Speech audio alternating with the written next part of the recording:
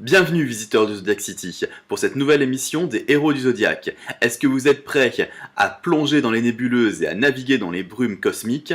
Je vais vous demander de préparer les tubas mystiques et les palmes métaphysiques car nous allons à la rencontre des poissons. Le signe des poissons est sans doute celui qui est le plus difficile à appréhender et même à vivre pour un être humain, puisqu'en fait il se rapporte au monde spirituel et non pas au monde matériel, le monde manifesté des êtres humains. Les poissons sont pas de chez nous en fait. Les poissons, eux, ils sont connectés au cosmos et ils ont la capacité de ressentir ce lien étrange qui nous relie tous. C'est donc des capacités qu'on n'a pas l'habitude d'enseigner aux gens. Et donc du coup, les poissons font vraiment un peu extraterrestre, un peu ange tombé du ciel. C'est un signe qui est très vulnérable, c'est le signe qui est le plus doux du zodiaque et qui va offrir le moins de résistance à ce monde. Les poissons se laissent couler, c'est un comble, dans leurs impressions, leurs sensations et surtout leurs émotions, qu'ils vont d'ailleurs capter des autres. Alors comment on va en faire des héros plutôt que de la friture ? Tout simplement en leur permettant de développer leur formidable intuition, leur radar suprasensoriel qui est capable de les guider à travers les brumes, dans lesquelles nous autres, pauvres mortels, on va se perdre. Mais aussi, laissez-leur croire en leur bonne étoile, leur ange gardien ou leur fée marraine, puisqu'il faut aussi savoir que les poissons est un signe qui a la foi, qui croit qu'il y a quelque chose qui les guide à travers le destin terrestre. Alors, est-ce que vous êtes prêts à plonger ? On y va. Si on a donné à ce signe l'image du poisson, c'est parce que c'est le signe de l'éternité, de l'infini. Et dans les temps antiques, l'image de l'infini, c'était l'océan. Maintenant, c'est plus l'espace, le cosmos et toutes ces merveilles qui vont nous donner le vertige de l'éternité. Alors les poissons, ils donnent souvent cette impression d'être un ange tombé du ciel ou d'un alien en visite, même un alien qui se serait craché plutôt. Et une image très idéalisée de cet alien nous est donnée par Luc Besson, lui-même natif des poissons, dans son tout dernier film Valère avec les perles.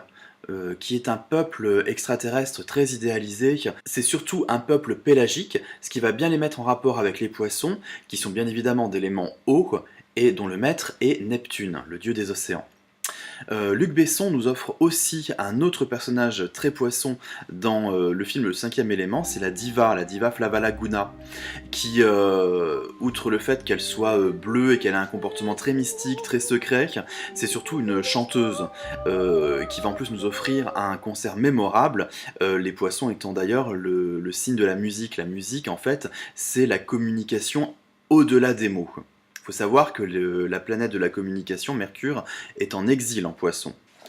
Encore plus mignon et touchant, on a Bambi, on a Dumbo, qui sont des êtres qui viennent de naître, tout fragiles, tout vulnérables, purs, innocents, et qui ont du mal à comprendre que le monde dans lequel ils sont tombés n'est pas du tout le paradis qu'ils ont quitté.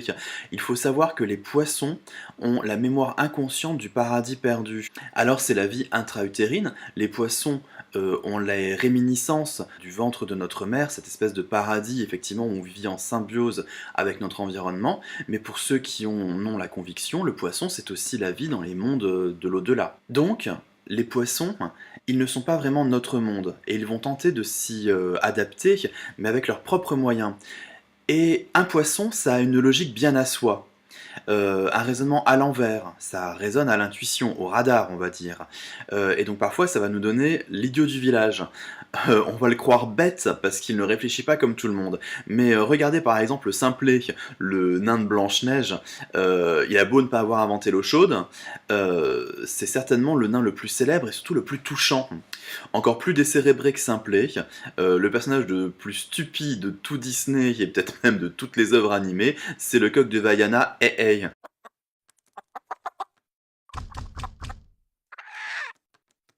Qui n'est pas fini pour le moins, mais qui a pourtant sa raison d'être. Et la grand-mère de l'héroïne, qui se qualifie elle-même de folle du village, va nous donner une définition du rôle de cet idiot du village. Pourquoi as-tu ce comportement étrange? Parce qu'en tant que folle du village, c'est mon rôle, trésor. S'il y a quelque chose que tu veux me dire, dis-le-moi. Y a-t-il une chose que tu aimerais me dire? Y a-t-il une chose que tu aimerais entendre? Attention, les fous ne sont pas forcément des idiots. Au contraire, leur logique atypique nous surprend, mais elle s'avère souvent juste. Les Friends de Phoebe Buffay savent très bien que la belle blonde est souvent la voix de la sagesse. Et même Harry Potter s'est déjà vu suivre les conseils évaporés de Luna Lovegood les rares fois où ceux très avisés de Hermione, la Vierge, ne suffisent pas. Édouard aux mains d'argent, lui, c'est le pauvre ange blessé trouvé par hasard dans le château abandonné. Il n'est pas fini, lui non plus, littéralement parce que son créateur est mort avant de lui avoir donné les mains. Les mains, c'est l'organe, la partie du corps qui est reléguée à Mercure. Naïf et inadapté, il va tenter aussi bien que possible de se faire à une vie à l'américaine, caricaturale même dans Édouard aux mains d'argent, dans cette bourgade parfaitement ordonnée, parfaitement rangée, où tout est à sa place, où tout est organisé. Bref, tout est vierge, le signe polaire des poissons. Mais pour illustrer ce type de héros poisson, je vous propose une série beaucoup plus récente, même si l'ambiance y est années 80, c'est Stranger Things, où on va rencontrer la mystérieuse 11. Stranger Things, déjà rien que le nom, les choses mystérieuses parlent aux poissons puisque eux-mêmes sont des choses mystérieuses. La gamine énigmatique, elle va arriver de façon complètement inexpliquée dans cette ville et se cache d'une organisation mystérieuse. Elle est toute mignonne avec ses cheveux tondus, ses grands yeux implorants. Elle fait vraiment le petit ange égaré sur Terre. Dans la foulée, il faut savoir que la jeune Millie Bobby Brown, qui incarne 11, est elle-même une native des poissons de la toute première heure. On la voit donc complètement terrorisée, vulnérable, et 11 ne parle quasiment pas au début. Les poissons, c'est un signe muet qui ne communique pas vraiment avec les mots, mais plus avec le regard, avec les émotions. Et la jeune fille est vraiment très touchante avec ses grands yeux implorants et très expressifs, ce qui est une marque du signe des poissons. Les gamins qui vont la recueillir la surnomment Elf. Elf, c'est un personnage de conte de fées. On reste encore dans cette idée d'ange, de fée, donc de personnage pas de chez nous. Elle s'est échappée d'un laboratoire. Le laboratoire, en fait, c'est le domaine du signe du Verseau, le signe précédent. Elle y était sujette d'expérience, c'était une cobaye. On verra donc plus tard que les poissons sont souvent martyrs, sont souvent victimes. C'est surtout sa naissance et sa conception qui sont mystérieuses. Sa mère a peut-être été visitée par un extraterrestre, un ange, on ne sait pas encore vraiment la nature du phénomène. En tout cas, ça nous fait tout de suite penser à la mythologie chrétienne, puisque les poissons sont vraiment reliés à toute la symbolique christique. Et comme toute fille d'ange ou d'extraterrestre, 11, elle détient des pouvoirs psychiques. Elle est capable de télékinésie et de télépathie notamment. Là où 11 est réellement impressionnante, c'est qu'elle est capable d'ouvrir des portails à travers le monde à l'envers, une dimension assez sombre et dangereuse, et si les poissons sont le signe de l'au-delà, ils sont reliés en fait à toutes les dimensions, même les dimensions un peu infernales, même si d'emblée on voit le poisson plutôt comme un signe paradisiaque. Et dans cette dimension infernale du monde à l'envers, il y a le monstre qui y vit, et 11 devra affronter le monstre. Et on verra donc au fur et à mesure de l'émission que les poissons sont vraiment reliés au combat contre le monstre, on verra pourquoi. Donc pour 11, nous avons l'ange égaré sur Terre, elle est douce, elle est vulnérable, elle a de grands pouvoirs psychiques, et le sens du sacrifice, 11, valide des poissons. Alors c'est sûr que quand on tombe du ciel, on se rend compte que la Terre est dure, et que ses habitants ne sont pas des anges. Et nos pauvres poissons sont trop souvent vulnérables pour se défendre convenablement, et malheureusement, ils sont souvent la victime toute désignée, n'est-ce pas Calimero? Alors ça, c'est injuste. C'est vraiment trop injuste. Que ce soit Dumbo qui essuie les moqueries ou Roger Rabbit qui sert de bouc émissaire, les poissons n'en ont pas fini de jouer les martyrs. La palme du martyr revient sans doute à John Coffey, le doux géant de la ligne verte. Le malheureux se retrouve dans le couloir de la mort parce qu'en fait il a l'apparence du coupable idéal pour l'Amérique raciste de l'époque. Et pourtant, il dispose du merveilleux pouvoir poisson de guérison. Le poisson, c'est le signe empathique et compassionnel par excellence. Et John Coffey, lui, il fait des miracles. Les gens de ma génération ont tous été aussi traumatisés par les très larmoyantes aventures de la pauvre princesse Sarah, ou alors encore plus lacrymogènes, de celle de Rémi sans famille.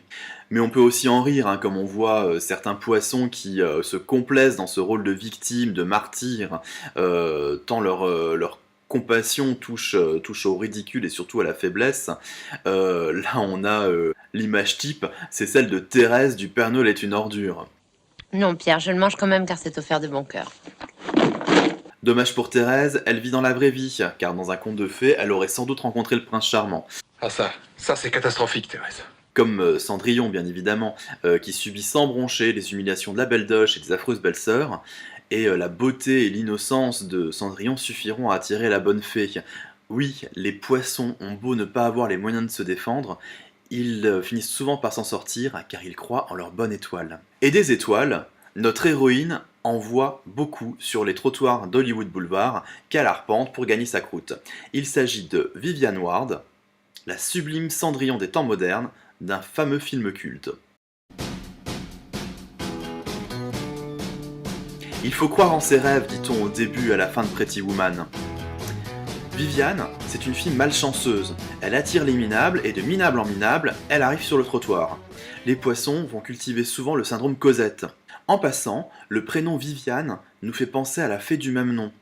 Et on sait que les temps modernes sont durs pour les fées. Viviane, elle est d'une beauté phénoménale. C'est normal, elle est incarnée par la sublime Julia Roberts, qui elle par contre est une native du Scorpion. Les poissons sont le signe d'exaltation de la planète Vénus. Mais ici, la beauté de Vénus, elle se part d'une certaine innocence, et même quand on exerce le plus vieux métier du monde. C'est en ça que Viviane a un pouvoir dont elle n'a pas conscience.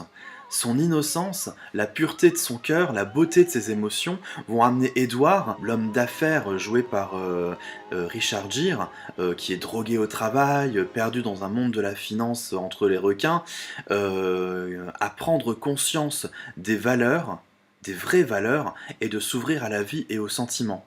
Viviane va manifester toutes les grandes qualités des poissons, l'écoute, l'empathie, la compassion et le non-jugement. Mais quand on est poisson, il faut affronter les dures réalités du monde. Et il y a toujours quelqu'un pour vous rappeler vos origines, que ce soit ces harpies en tailleur de la boutique de mode, ou encore pire, l'avocat d'Edward, qui lui rabaisse Viviane au rang de prostituée. Je crains que nous n'ayons rien pour vous. Il semble que vous vous soyez trompé de magasin. Veuillez vous en aller.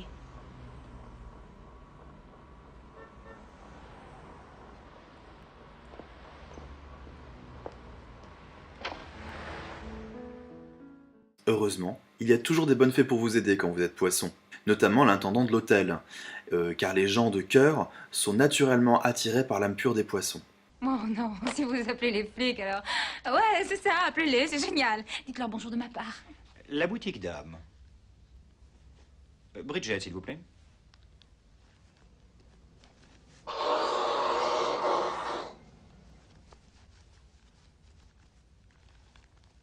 Allô, oui, Bridget, ici Bernard Thompson, le directeur du Regent Beverly. Merci. Oui, j'aurais aimé que vous me rendiez un petit service. Je vous envoie une jeune personne qui s'appelle Viviane. Je vous la recommande. Viviane a sans doute de la chance. Elle mérite un tel bonheur. Ça ne doit pas être facile de se dessaisir d'une chose aussi magnifique. Vous savez, Daryl a aussi reconduit mademoiselle Viviane à son domicile hier. Car dans ce monde de brutes, il en faut des poissons sensibles, capables de remettre à leur vraie place les émotions et le cœur, c'est-à-dire au centre. Bienvenue à Hollywood. C'est quoi votre rêve? Tout le monde vient ici. Ici, c'est Hollywood, le pays des rêves. Certains rêves se réalisent, d'autres pas. Que ça ne vous empêche pas de rêver. Vous êtes à Hollywood. Vous avez le temps alors, continuez à rêver. Donc pour Viviane, nous avons une victime réhabilitée, la beauté du cœur, toujours à l'écoute, capable d'émouvoir les autres, Viviane, valide des poissons. Les poissons sont le signe du sens, entendez par là le sens de la vie. Ils tiennent ça aussi de Jupiter, leur ancien maître, qui est en rapport avec la philosophie et aussi la métaphysique, et qui pose la question de pourquoi la vie? On ne va donc pas s'étonner de retrouver pas mal de nos poissons parmi les élus. À commencer par Neo, de la saga Matrix, qui voit au-delà des conditionnements numériques. Également joué par le très vierge Keanu Reeves, Constantine y évolue dans un monde où le dogme religieux est appliqué à la lettre. Il doit combattre les démons et même parfois les anges. Et enfin, Keanu Reeves, qui n'en finit pas d'incarner des personnages de son signe polaire, a également joué le prince Siddhartha dans Little Buddha, le Bouddha quoi. On ne s'en étonne pas, les poissons se conjuguent harmonieusement avec tous les types de spiritualité. Avec les poissons, la vérité est ailleurs. Donc on ne s'étonne pas de retrouver parmi nos héros Fox Mulder de la série X-Files. On adorera d'ailleurs son poster estampillé « I want to believe », je veux croire, les poissons c'est le signe de la foi et des croyances. Luc Besson n'en finit plus de nous créer des personnages de son signe, puisque Lucie est également typique. Ce n'est pas une élue. La jolie héroïne commence dans la case victime, et elle va aller à la quête de pouvoirs psychiques qui lui ouvrent les portes de la dimension poisson.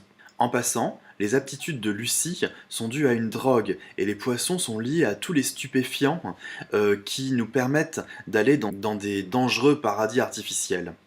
La drogue d'ailleurs dans ce film est de couleur bleue intense, qui est la même que la planète Neptune, le maître des poissons. Élus ou malgré eux, les poissons se retrouvent donc dans des quêtes où ils trouveront le sens de la vie même s'ils doivent aller sur les rivages de l'enfer. Et c'est le cas de notre personnage suivant, le hobbit Frodon Sake, de la saga du Seigneur des Anneaux. Frodon est choisi pour porter l'anneau, non pas parce qu'il est fort, puissant et courageux, mais au contraire parce qu'il est innocent, et que le pouvoir et la gloire ne l'intéressent pas. C'est un poisson simple, il veut une vie cool, sympa, confortable, comme peut l'offrir la comté, véritable petit paradis vénusien, qui pourrait même ressembler à un petit Éden, où le mal et la souffrance n'ont pas leur place. Les poissons, c'est vrai, ne brillent pas par leur courage, et le premier réflexe de Frodon, ça va être de refuser la quête. Mais Gandalf le choisit parce qu'il n'a rien d'un guerrier, ou d'un puissant sorcier même. Au contraire, il est vulnérable, il est pur, ce qui veut dire aussi que l'anneau, qui est un concentré de mal, va le corrompre beaucoup moins facilement que un puissant. Et comme Adam et Ève, qui sont exclus du paradis, Frodon se voit obligé de partir à la quête pour détruire l'anneau maudit. Il devra suivre un vrai chemin de croix en étant soumis non-stop à la tentation d'utiliser les pouvoirs de l'anneau. Et l'anneau en offre des pouvoirs poissons. Il peut faire devenir invisible, il peut faire passer dans une dimension parallèle, invisible aux yeux des vivants, pas aux yeux des morts et encore moins des démons, car le puissant Sauron veille tout le temps sur son anneau. Mais Sauron n'est pas le seul à surveiller son anneau, car celui qui le convoite le plus est le pauvre mais très dangereux Gollum, qui n'a qu'une seule envie, retrouver son précieux. Frodon, en vrai poisson empathique et charitable, prend Gollum en pitié. C'est l'anneau qu'il veut. Il n'y a que ça qui lui importe. As-tu la moindre idée de ce qu'il lui a fait? Et de ce qu'il continue à lui faire? Je veux lui venir en aide, Sam. Pourquoi?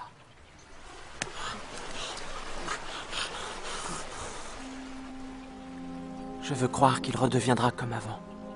Ce que Frodon voit, derrière la créature pathétique de Gollum, c'est le hobbit qu'il était avant, c'est-à-dire son égal. Vous n'étiez pas si différent d'un hobbit autrefois, n'est-ce pas? Sméagol. Mais ce que Frodon voit aussi, c'est ce qu'il risque en devenant porteur de l'anneau. Parce que Gollum représente l'ombre de Frodon, mais aussi l'ombre et le négatif des poissons. Gollum a tous les défauts du poisson. Il est pathétique. Il est devenu une loque infâme à force de suivre sa dépendance. Les poissons, c'est le signe de la dépendance. Et surtout, il est schizophrène. La folie, c'est la grande peur des poissons, parce qu'ils sont jamais sûrs d'être vraiment dans le réel, les poissons, avec tout ce qu'ils captent. Donc Frodon vivra sa quête comme un calvaire, même s'il réussit à développer son courage, en plus de sa foi et de son empathie. Et même s'il doit sa victoire aussi bien à ses amis qu'à ses ennemis, c'est lui qui aura le courage de contenir le mal jusqu'au bout. Et il faut un sacré cœur pur pour y arriver. Et c'est peut-être pour ça que Frodon n'arrivera jamais à reprendre complètement goût à la vie simple des hobbits et sera convié à aller vers l'île des elfes, qui préfigure une sorte de paradis spirituel, comme seuls les poissons arrivent à le percevoir de leur vivant. Donc pour Frodon, nous avons la vulnérabilité qui cache la puissance du cœur, la tentation du mal et de la dépendance, un être réellement compatissant, l'évolution spirituelle finale. Frodon valide des poissons. Les poissons sont-ils donc condamnés au sacrifice, au martyre ou au chemin de croix? Non, pas complètement, rassurez-vous, car Neptune, l'ange gardien des poissons, s'il n'est d'aucune aide pour les capacités physiques ou mentales, est las des capacités psychiques.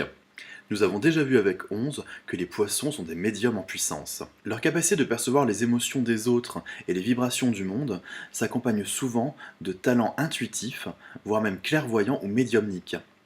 On aurait pu développer le personnage de Lorraine Warren, la formidable médium de la saga Conjuring. Mais cette femme n'est pas un personnage de fiction, hein, elle existe réellement, et si elle n'est pas native des poissons, on peut voir dans son thème astral une dominante neptunienne incontestée.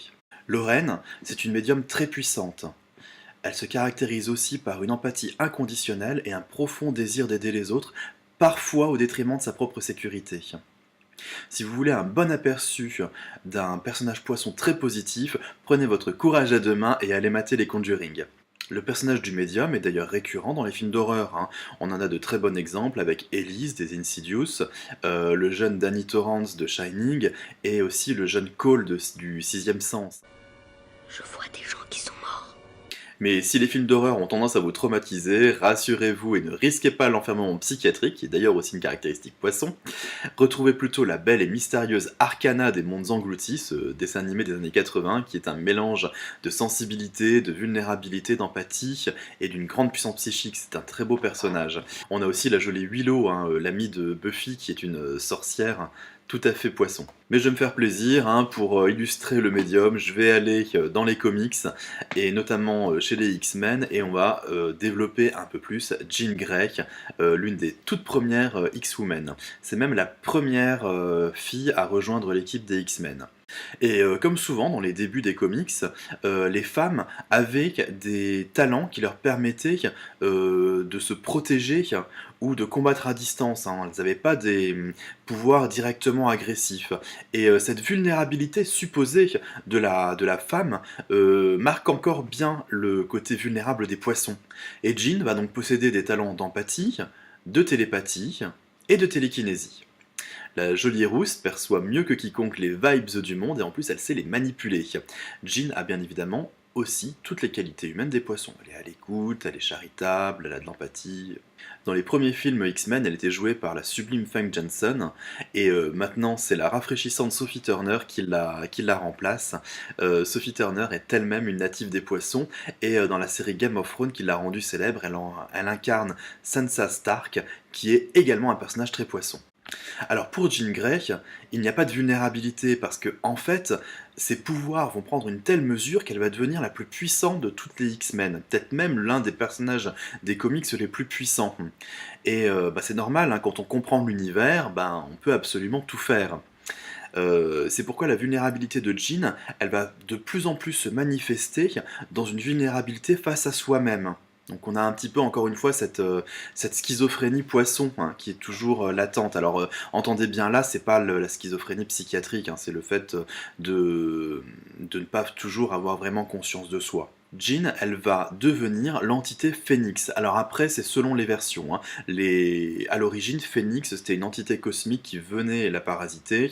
On se dirige de plus en plus avec les nouvelles versions vers le Phénix qui est en elle, en fait, hein. Alors c'est un comble pour un signe d'eau d'incarner une créature de feu, mais le Phénix, c'est avant tout une créature cosmique. On a vu que le cosmos, c'était le véritable élément des poissons. Et Jean, bien sûr, viendra à bout du Phénix, mais au prix du sacrifice. Encore une fois, cet ultime courage des poissons de se proposer en sacrifice.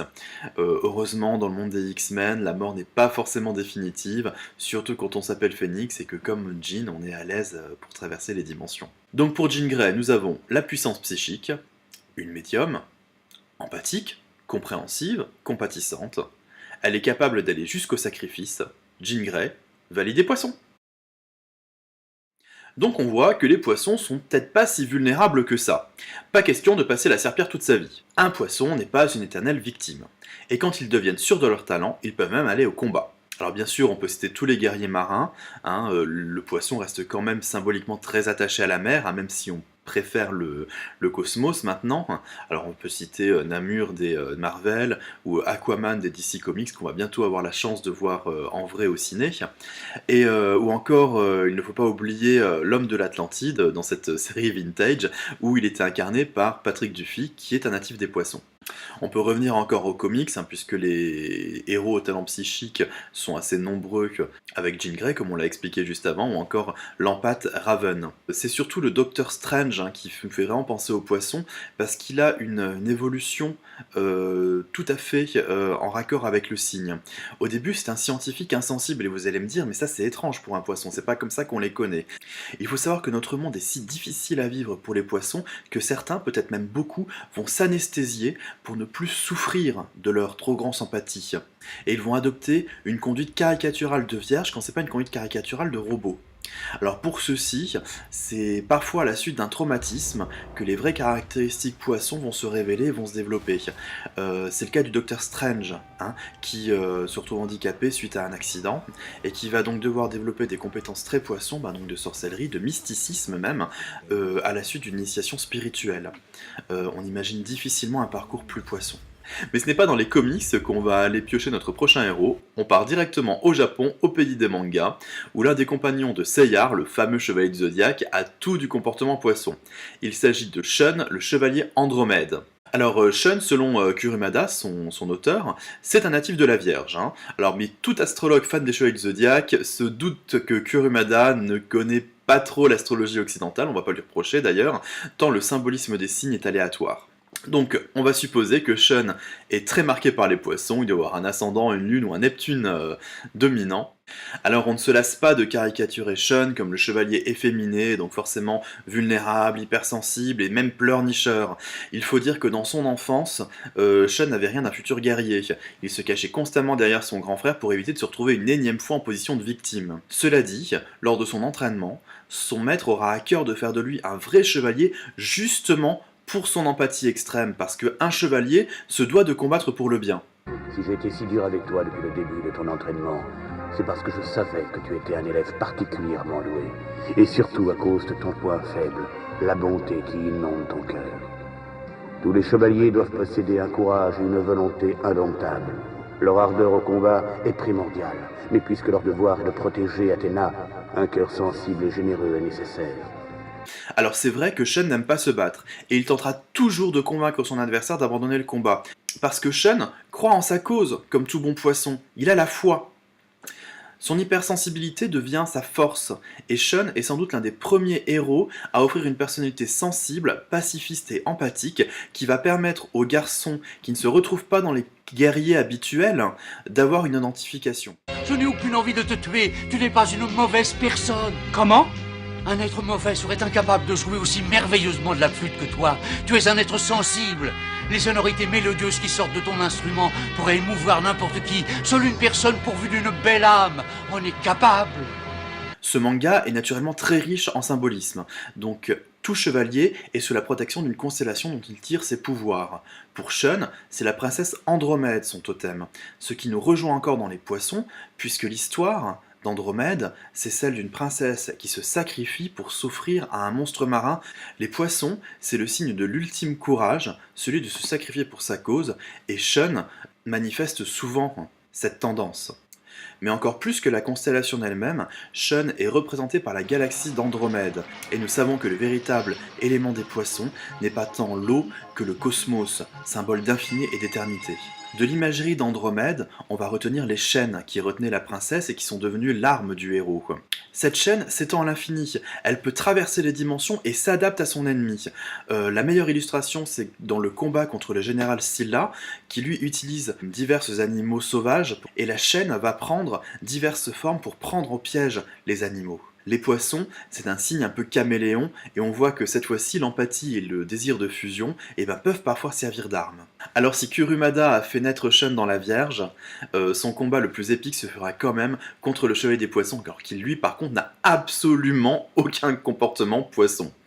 Mais c'est face à lui que Shun va déchaîner l'attaque ultime, la fameuse tempête nébulaire, montrant la capacité des poissons à transcender une situation sans issue pour trouver sa véritable force. Et enfin, dans l'axe Hadès du manga, on apprend que Shun a été choisi par le dieu des enfers, donc c'est un élu mais malheureusement plus un martyr, puisque le corps de Shun servira d'enveloppe à l'âme d'Hadès. Ce n'est pas une réincarnation. Or, Hadès veut détruire le monde et Sean ne va accepter cette possession divine que pour permettre, dans un sacrifice, d'empêcher le dieu de la destruction de mettre son plan à exécution. Hadès, c'est le nom grec de Pluton, qui représente ici surtout le côté négatif de la planète, l'incapacité de pardonner, la volonté de détruire, la purification à l'extrême. On n'est pas étonné que Sean le combatte de toutes ses forces, puisque Pluton est la planète de chute des poissons, c'est-à-dire la plus éloignée du comportement poisson. Et c'est là qu'on comprend pourquoi est-ce que le poisson, signe paradisiaque, a pour mission de combattre les monstres de l'enfer. Donc pour Sean, nous avons le guerrier vulnérable, sensible, empathique, une bonté hors du commun, le rapport au sacrifice, le symbolisme cosmique, les pouvoirs d'adaptation extrême, la puissance du cœur et des émotions. Sean, validé poisson. Voilà, nous en avons fini avec cette exploration sous-marine et cosmique des héros poissons. J'espère que cette vidéo vous aura amusé, vous aura intéressé, qu'elle vous aura aussi donné envie de replonger dans vos films, vos BD, vos livres, et de les faire partager. N'hésitez pas à vous inscrire sur ma chaîne, sur ma page Facebook, d'aller visiter mon site si vous voulez en savoir plus sur l'astrologie. Si vous voulez me faire un petit plaisir, comme d'habitude, likez, partagez, diffusez cette vidéo et toutes les autres. Moi je vous dis à très bientôt pour un nouveau numéro des Héros du Zodiaque, et n'oubliez pas, c'est vous votre bonne étoile.